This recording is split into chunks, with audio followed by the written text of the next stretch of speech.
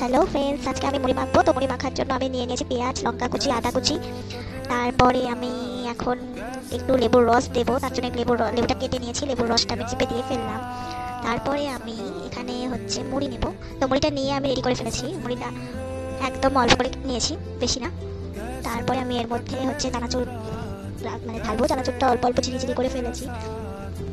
তারপরে এখানে সবার ভালো লাগার জন্য চানাচুরটা ওইভাবে ফেলে দিয়েছি, মুড়ির মধ্যে দিয়েছি। তারপরে ওর মধ্যে একটু অল্প তেল দেবো, যেটা ছাড়া ইনকমপ্লিট থাকবে মুড়ি মাখাটা।